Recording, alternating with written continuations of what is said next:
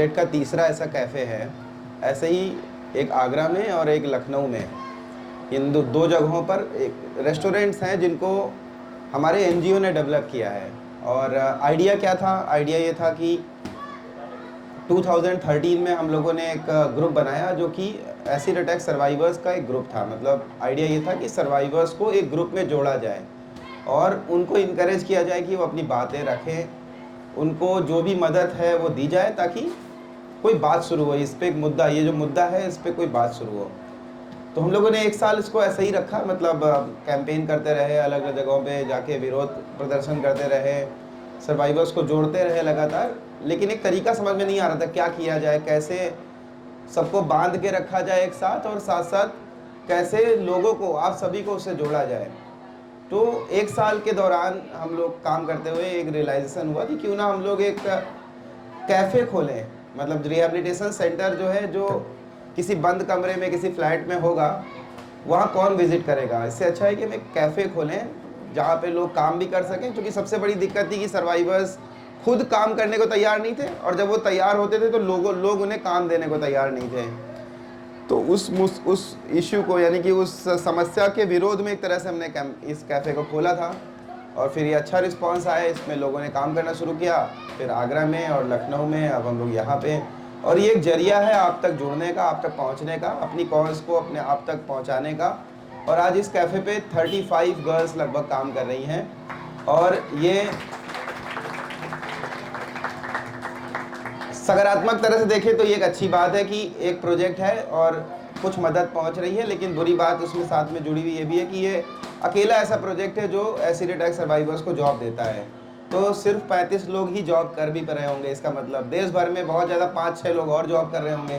तो कहने का मतलब है देश भर में बहुत कम ही इस तरह के वेंचर्स हैं जो कि सर्वाइवर्स को जॉब दे रहे हैं। तो हम लोग कोशिश कर रहे हैं लगातार कि जितनी जल्दी हो सके हम ज़्यादा से ज़्यादा लोगों को जोड़ पाएँ, साथ साथ इस मुद्दे को भी एक सही अंजाम तक पहुंचा पाएँ। तो ये मैं बहुत शॉर्ट में बात करने की कोशिश कर रहा था, बहुत कुछ छूट गया। पर चूँकि मैं आज बहुत सारे लोग परफॉर्म कर रहे थे, और आपको यकीन होगा मैं 2013 में जब ये कैंपेन शुरू किया था तब के दौरान में लिखा करता था, उसके पहले लिखता था, इसके बीच में लिखा नहीं लंबे वक्त से, मतलब लिखना छूट गया है। तो चूँकि आज बहुत लोग परफॉर्म कर रहे थे तो मैंने आज खुद से ही सोचा कि आज कुछ मैं भी सुना देता हूँ, और उससे पुराना टाइम भी याद आ जाएगा और मैं थोड़ा वो भी नहीं करूँगा। तो कौन सी कविता, मैं 1-2 कविताएं सुनाता हूँ जो मुझे थोड़ी पसंद है। जैसे जी, अच्छा मैं कहाँ पे, ऐसे करके बैठ जाएं। अच्छा जी, मुझे इधर से ज़्यादा लोग देख रहे हैं ऐसा लगता है। तो एक छोटी सी कविता, जैसे मैं लक्ष्मी नगर में रहा हूँ लंबे वक्त तक, तो उस पर एक कविता लिखी थी मैंने। लक्ष्मी नगर के किसी फ्लैट से लटकते हजारों कबूतर मुझे जवाब दें। लक्ष्मी नगर के किसी फ्लैट से लटकते हजारों कबूतर मुझे जवाब दें कि यहाँ बालकनी पर बिना कोई घोंसला बनाए भी यूं ही क्यों लटके रहते हैं वो ताउम्र। कि यहाँ बालकनी पर बिना कोई घोंसला बनाए भी यूं ही क्यों लटके रहते हैं वो ताउम्र। क्या गिरवी रखा है इनका यहाँ, कौन है जिसने इनके पर कुतर दिए हैं।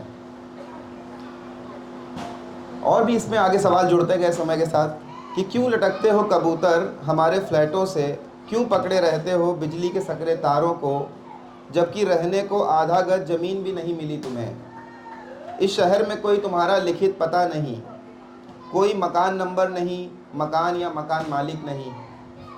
नहीं जानता किससे डरते हो जंगल में तुम लोग, और कौन है जिसने तुम्हें शहर की जेलों में पलवाया है।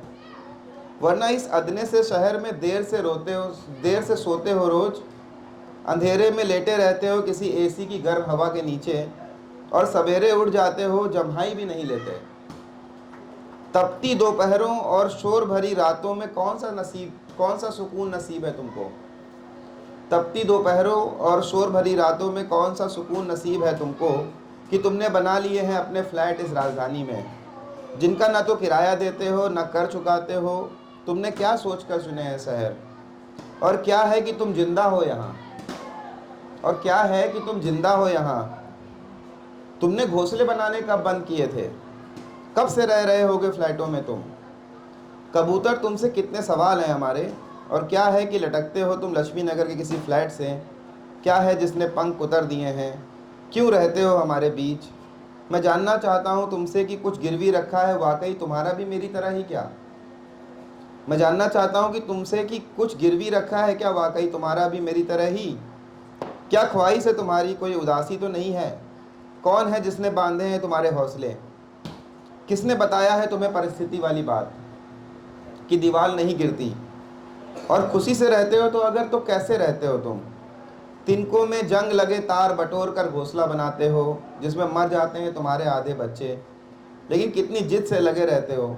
लगातार बढ़ रही है तुम्हारी आबादी और इस पर भी कबूतर तुमने शहर नहीं छोड़े हैं। सुरक्षा से पलते हो असुरक्षित राजधानी में। कैसे लटकते हो बालकनी से रोज। गस खाकर गिर नहीं पड़ते सड़कों पे, गस खाकर गिर नहीं पड़ते। तो ये एक कविता है तो मैंने लिखी थी, आपको ठीक लगी हो तो मैं एक आध और सुना दूँ, बस ऐसे ही है। एक ऐसे ही खुदा के ऊपर ऐसे कविता लिखी कि खुदा अगर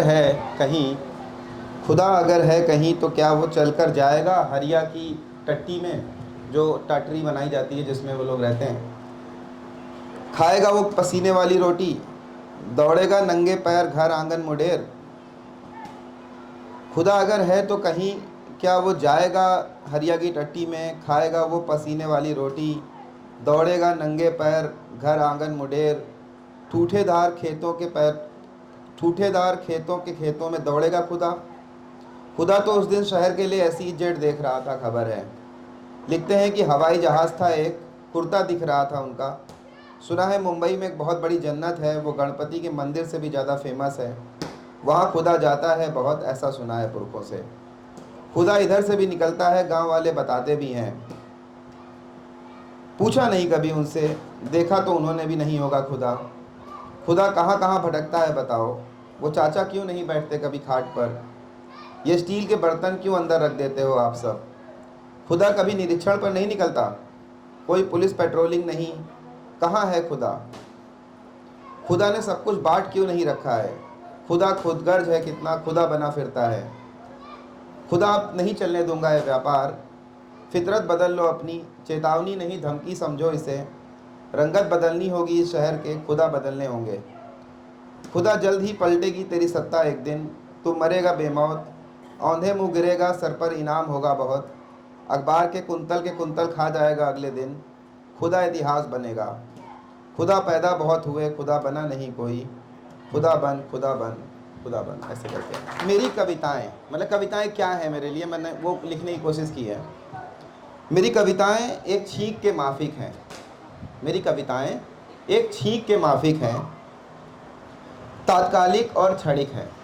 छींक है तत्काल में आ जाती है, ख़त्म हो जाती है, वैसे ही मेरी कविताएं एक छींक के माफिक, तात्कालिक और क्षणिक हैं। एक मिलन के जैसा आवेग है उनमें, एक मिलन के जैसा आवेग है उनमें। बचपन में बड़े होने की छटपटाहट हम फिर से नहीं ला सकते जिस तरह। बचपन में जो बड़े होने की छटपटाहट होती थी, बचपन में बड़े होने की छटपटाहट हम फिर से नहीं ला सकते जिस तरह, मेरी कविताएं भी नहीं लिखी जा सकेंगी कभी भी प्रेम की मौत के बाद फिर कभी प्रेम पर। मेरी कविताएं भी नहीं लिखी जा सकेंगी कभी प्रेम की मौत के बाद फिर कभी प्रेम पर। कविताएं मेरे जीवन के जरूरी दस्तावेजों पर प्रेशर से चिपकी पारदर्शी मोमियां हैं। कविताएं मेरे जीवन के जरूरी दस्तावेजों पर प्रेशर से चिपकी पारदर्शी मोमियां हैं, जो अब किसी फाइल में सहेज दी गई हैं, जो अक्सर घूमने नहीं निकलती, जिसे किसी एक पुश्तैनी घर में सहेज कर रख दिया जाता है। लिखने पर स्कूलों में कुछ 5, 10 या 20 मिलते थे, वो नंबर अब भी अच्छे लगते हैं। स्कूलों में लिखने पर कुछ 5, 10 या 20 नंबर मिलते थे, वो अभी अच्छे लगते हैं। मैं लिख दूंगा इन पर, मैं लिखना चाहता हूँ, यही मेरी कविता है। और कह दो कि फिर से नंबरों के झमेले में मैं उंगलियों को स्याहियों में भिगोकर एग्ज़ाम देते देते उंगलियाँ पिचका लूँ, उसके लिए कविता बन जाऊँ खुद ही, उसके लिए अगली छींक का इंतज़ार बेहतर लगता है मुझे। नाक में मोर पंख डालकर कविताएं निकालना थकाता है। फार्मों में नज़में पैदा करना अत्याचार है, मतलब लगातार लिखते रहना, तो फार्मों में नज़में पैदा करना अत्याचार है। मैं रोऊंगा तो बन जाऊंगा एक कविता, और फिर दौड़ूंगा उंगलियां बनकर, लैपटॉप पर आड़ी तिरछी चालें चलकर, एक शतरंज की बाजी पर या तो चित हो जाऊंगा या पट। एक कविता लिखूंगा अपनी जीत पर, एक कविता लिखूंगा अपनी मात पर, और उस कविता को मैं लिखकर एक बाजी फिर से खेलूंगा। मैं सोचता हूँ मैं लिखकर एक कविता मर सकूँ तो क्या लिखूंगा। लिखूंगा कि लिख लिया होता तो क्यों मरता, मैं कविता जी रहा हूँ, लिख तो बच कुछ लफ्ज़ सकता हूँ, उन्हीं को आड़े तिरछे जोड़कर, कुछ ख्वाब अपने हल्के नीले रंग में भर कर, जो आसमानी सा एक पेंटिंग बनाया है वो कविता है, बस उसका रंग असली नीला नहीं है। मेरी कविताएं सच हैं लेकिन घटनाओं की सत्य प्रतिलिपि नहीं। सत्य प्रतिलिपि मतलब फोटोग्राफी, फोटो कॉपी। मेरी कविताएं सच हैं लेकिन घटनाओं की सत्य प्रतिलिपि नहीं, जिन्हें दस्तावेजों के तौर पर न्यायाधीशों के समक्ष हकों के हितों और आरोपों के बचाव के लिए कुछ रोकड़ों के स्टाम्प पेपरों का सहारा लेकर मिनमिनाते हुए रखा जा सके।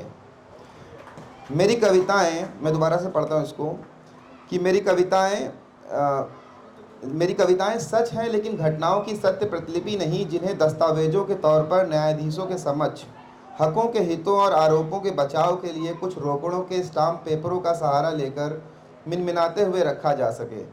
मेरी कविता उन सजाओं से जन्मी है जिन पर उम्र कैद और हैंग टू डेथ के हस्ताक्षर हुए।